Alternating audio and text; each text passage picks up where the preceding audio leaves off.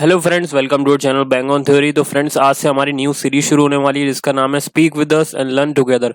इस सीरीज का main motive जो है वो थोड़ा कम्युनिकेशन को इम्प्रूव करना है और अपनी इंग्लिश पे काम करना है। हम भले किसी भी डोमेन से बिलोंग करते हों, हम स्टूडेंट हों या हम ग्रेजुएट हों या हम किसी बिजनेस को बिलोंग करते हों, हम किसी भी डोमेन को बिलोंग करते हों, आज के टाइम पे आपको पता है कि इंग्लिश कितनी इंपॉर्टेंट है।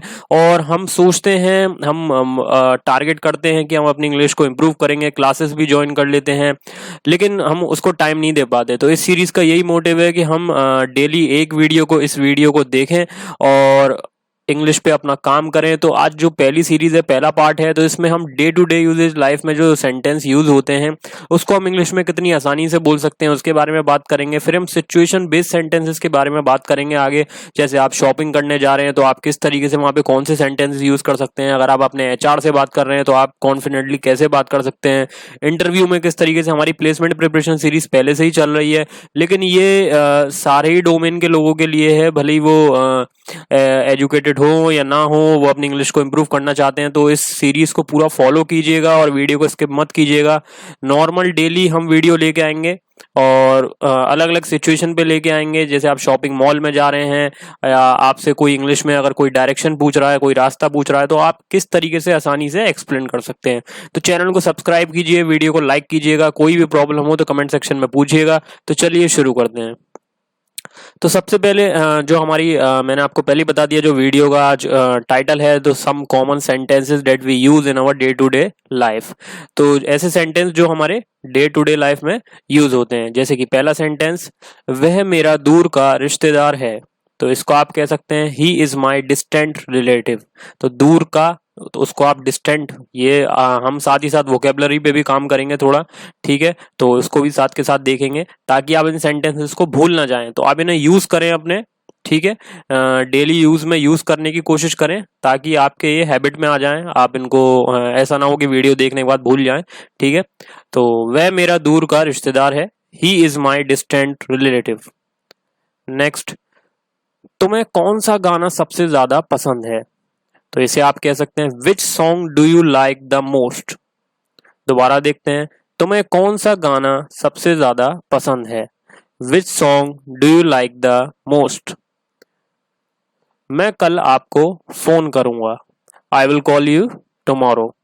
ओके, तो आप इसको किसी भी और अलग सेंटेंस में भी यूज कर सकते हैं। जैसे इसमें फोन की बात हो रही है, तो मैं कल आपको फोन करूंगा, I will call you tomorrow. इस बात को अपने तक ही रखना, keep it up to yourself. इस बात को अपने तक ही रखना, keep it up to yourself. आपका भाई कहाँ काम करता है, where does your brother work. या आपके पापा कहाँ काम करते हैं, तो where does your father work. तो आप किसी भी के लिए भी यूज कर सकते हैं। क्या झगड़ा है या क्या मसला है, जैसे इस तरीके से आप बोलते हैं नॉर्मली, तो आप इसको कह सकते हैं व्हाट्स द कॉन्फ्लिक्ट या व्हाट्स द डिस्प्यूट। झगड़ा को आप कॉन्फ्लिक्ट या डिस्प्यूट, जो भी अपने हिसाब से जो भी सिनोनियम यूज करना चाहें, जो भी वर्ड यूज करना चाहें, व्हाट्स द कॉन्फ्लिक्ट या व्हाट्स द डिस्प्यूट। वो अभी अभी गया है, ही हैज जस्ट गॉन। या कह सकते हैं ही हैज जस्ट लेफ्ट। तुम ऐसी बकवास क्यों करते हो, why do you talk such nonsense. तुम ऐसी बकवास क्यों करते हो, why do you talk such nonsense. इस पुरस्कार के लिए केवल एक आदमी चुना गया जाता है, only one person is selected for this prize.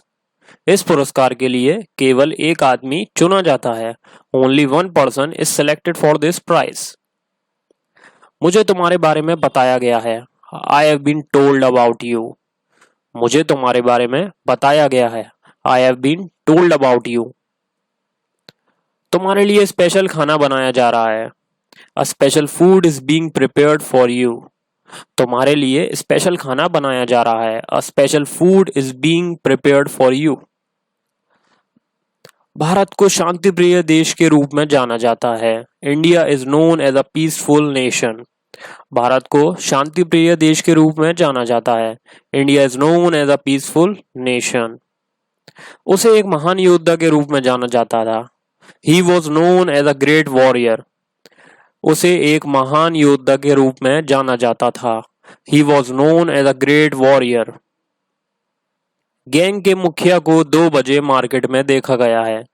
The chief of the gang has been seen in the market at 2. Gang के मुखिया को 2 बजे मार्केट में देखा गया है. The chief of the gang has been seen in the market at 2. I hope आपको ये सेंटेंस तो कहीं पे यूज करने की जरूरत ना पड़े. चलिए नेक्स्ट देखते हैं. फिल्म के मेगा हिट होने की घोषणा हो चुकी है. The movie has been declared as a mega hit.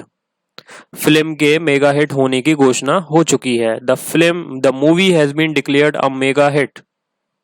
क्या उन्हें इस शरारत के लिए डांटा गया? Were they scolded for this mischief. क्या उन्हें इस शरारत के लिए डांटा गया? Were they scolded for the mischief.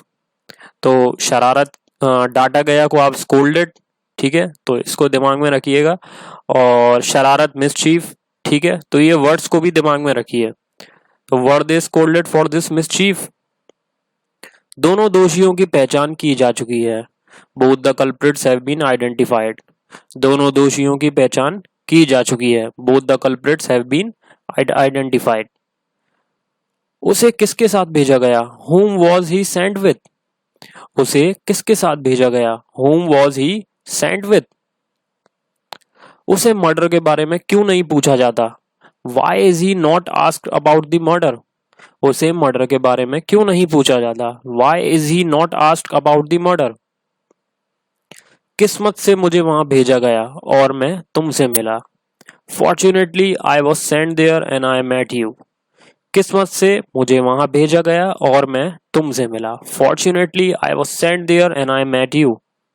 मुझे एक अध्यापक के रूप में जाना जाता है. I am known as a teacher. मुझे एक अध्यापक के रूप में जाना जाता है. I am known as a teacher. तो आप इसे बिजनेसमैन या स्टूडेंट और इंजीनियर कुछ भी अपने हिसाब से यूज कर सकते हैं. इस जगह से कुछ कुर्सियां हटाई गई हैं. Few chairs have been moved from this place. इस जगह से कुछ कुर्सियां हटाई गई हैं. Few chairs have been moved from this place. बच्चों को बाहर भेजा गया. Children were sent outside. बच्चों को बाहर भेजा गया. Children were sent outside. मुझे इसके बारे में सूचित नहीं किया गया. I was not informed about this. मुझे इसके बारे में सूचित नहीं किया गया. I was not informed about this. किताबें छापी जा रही हैं. Books are being printed. किताबें छापी जा रही हैं. Books are being printed. उसे कब तक नहीं पूछा गया? Until when was he not asked? उसे कब तक नहीं पूछा गया? Until when was he not asked? इस इलाके में कारें नहीं चलाई जाती. Cars are not driven in this area. इस इलाके में कारें नहीं चलाई जाती. Cars are not driven in this area. वहां एक बिल्डिंग बनाई जा चुकी है. A building has been constructed there. वहां एक बिल्डिंग बनाई जा चुकी है. A building has been constructed there. प्याज और आलू काफी अधिक मात्रा में काटे गए. Onions and potatoes were cut in huge quantity. प्याज और आलू काफी अधिक मात्रा में काटे गए. Onions and potatoes were cut in huge quantity. अपराधियों को ढूंढा जा रहा है. The criminals are being tracked. अपराधियों को ढूंढा जा रहा है. The criminals are being tracked. बारिश के कारण मीटिंग रद्द कर दी गई. Meeting was cancelled due to rain. बारिश के कारण मीटिंग रद्द कर दी गई. Meeting was cancelled due to rain. घड़ी ठीक कराई गई. The watch was repaired. घड़ी ठीक कराई गई. The watch was repaired. हमें ऐसा कुछ नहीं दिया गया है. We have not been given anything as such. हमें ऐसा कुछ नहीं दिया गया है. We have not been given anything as such. हमें वहां फालतू में क्यों भेजा जाता है? Why are we unnecessarily sent there? हमें वहां फालतू में क्यों भेजा जाता है? Why are we unnecessarily sent there? क्या तुम्हें बताया गया है कि हम कहाँ हैं?